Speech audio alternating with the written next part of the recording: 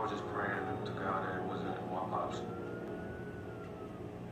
We looked at him and I saw that it was a black male, 20-ish. He was lying on his back. And I remember seeing a bullet wound to the middle of his forehead. We rolled him over onto his left side, and I just remember the shot.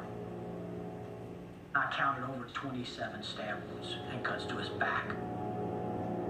When you see that vicious of an attack, it's always anger. Somebody didn't want to kill Michael. They wanted to make sure he was dead with no doubt.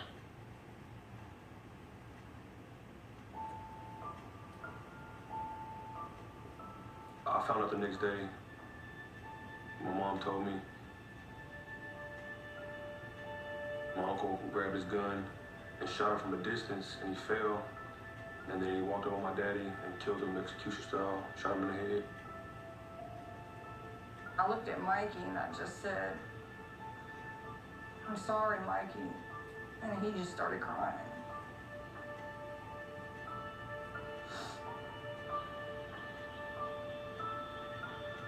Mike's father was 28 years old.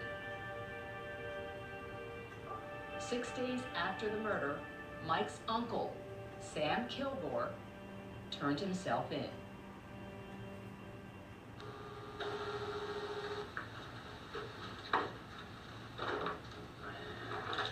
He had hit on my sister before and she cheated on her all the time. Anyways, every time I would look at him, I would think about that. Every time I looked at him, I wanted to kill him. I'm sure he was already dead after I stabbed him, but I wanted to make damn sure, that's why I shot him on the head. Do you have anything else you'd like to say or comment about this incident, or anything you'd like to say? Because right now is your time to say anything you want to say about it. No, I don't. I don't feel sorry for what I did, really. I'm sorry I did that. I feel like that's off my chest now. Instead of thinking about his ass all the time, now I'm worried about it. Mike's uncle was convicted of first-degree murder. He was sentenced to 38 years in prison.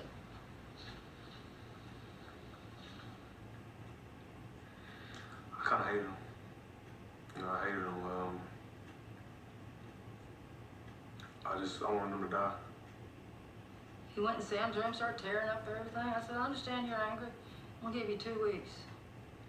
Get this anger out, and then I want you to think about what's actually happened here. And how would you like it if someone did that to your sister? What would you do?" He said, "I'd kill him too." I said, "Okay. I'm sorry what happened to your daddy. I'm sorry what happened to my son.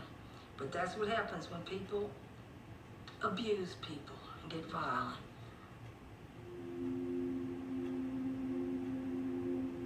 I lost hope at times. I was like, man, my father passed away. I didn't really, I don't know, man, it was just tough for me. His mother called me.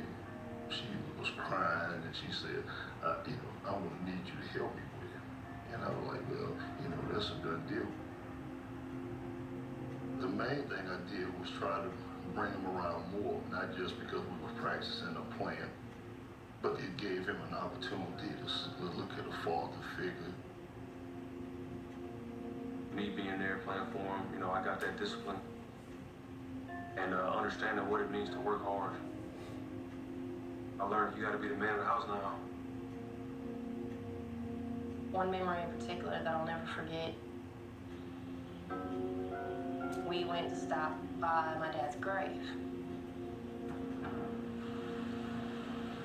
It started raining.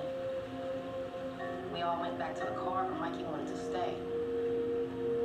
When I looked back at Mikey, I saw that he was crying, doing push-ups in the rain.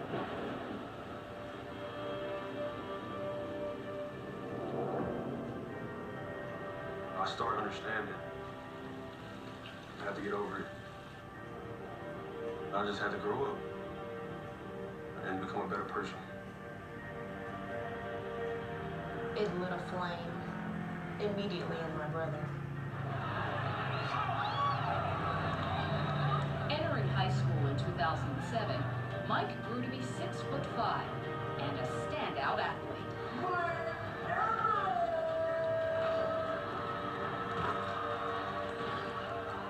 He really stayed on point. Turned it around dramatically. He was good. He was a household name. People that know high school sports, they knew who he was. And those who did not soon would. And when I stepped foot on Kyle Field, I was like, yeah, this is where it's at.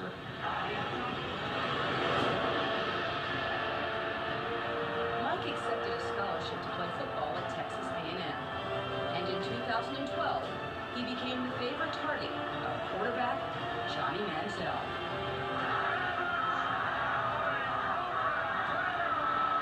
I remember coming down our sideline, guys all over him to the end zone. He is one of the most physically tough players that I've ever been around. After an All-American 2013 season, Mike declared for the NFL draft. And my dream was finally coming true. I thought it was best for myself and my family. Mike Evans' journey to the NFL was almost complete. But there was another journey that was far from over. My mom made me visit my uncle. I wanted to do other things, you know, on my weekends. I was thinking, like, I don't waste my time on this guy, you know, this murderer.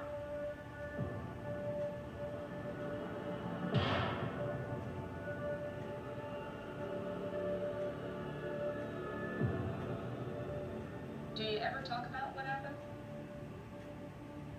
What kind of relationship would you say you have with Mike?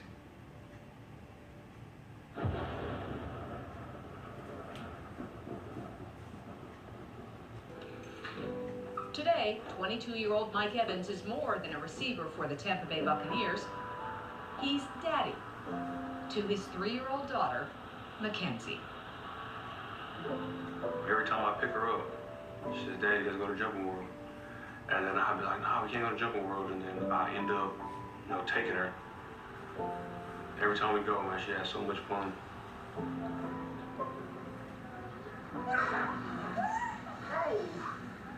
She's very athletic.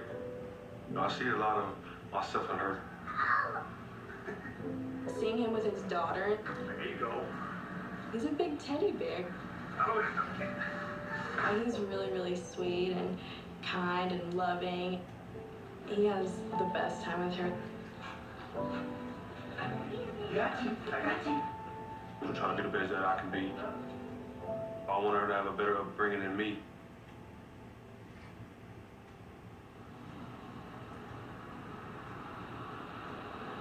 Mike Evans' upbringing has shaped who he is now as a father. Growing up in Galveston, Evans was surrounded by domestic violence and murder. My father used to put his hands on my mom. My mom's brother lived in the same house as us. My uncle grabbed his gun and shot him from a distance, and he fell. And then he walked over my daddy and killed him execution style, shot him in the head.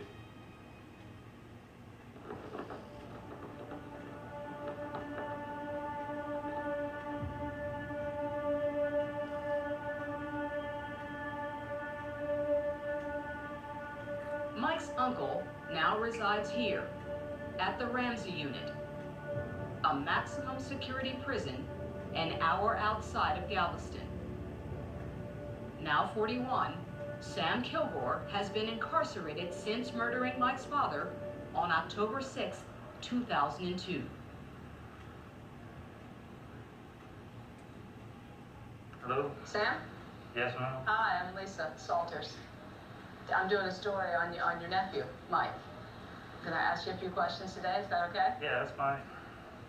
So you tried to make it work with your sister and her boyfriend. Right. What made it difficult? just the way he treated her, you know what I'm saying? He really treated her bad, you know what I'm saying? Just to put it honest, he treated her like a piece of you know what I'm saying? He cheated on her, hit on her, you know what I'm saying? I didn't see all that, but I would hear about it, you know, later on, you know what I'm saying?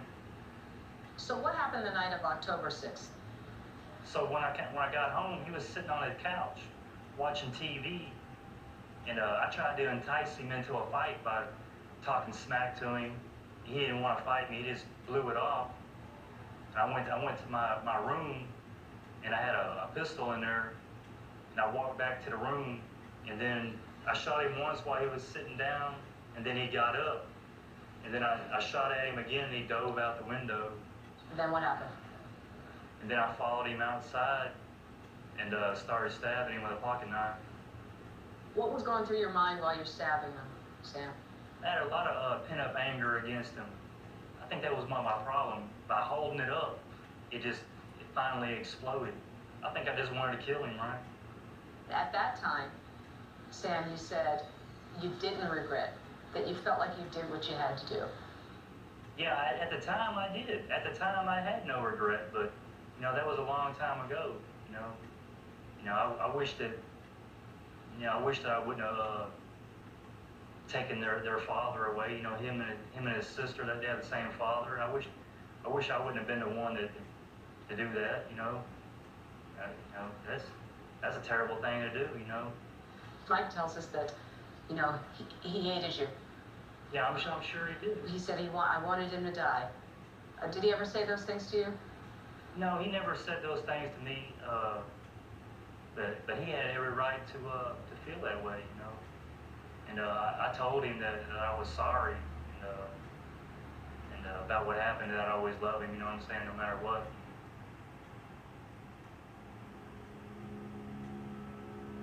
Mike's uncle had a life sentence added to his prison term for the 2006 murder of his cellmate.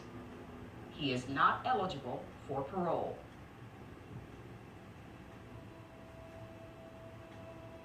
I talked to him a lot. You know, I visited him. I was thinking, like, I don't waste my time on this guy, you know, this murder. And then, you know, I just had to get over that. You know, I was like, that's my family still. You know, even though he can't play God like that, but I love him. As time progressed, I just told him I forgave him. And that was it. And then we'll talk like nothing ever happened. I seen him my last year in college, about 2 years ago.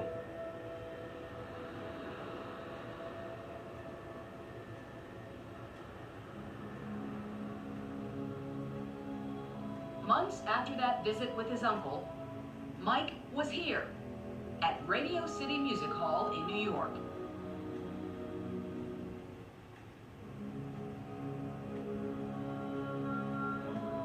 With the 7th pick in the 2014 NFL Draft, the Tampa Bay Buccaneers select Mike Evans, wide receiver, Texas A&M.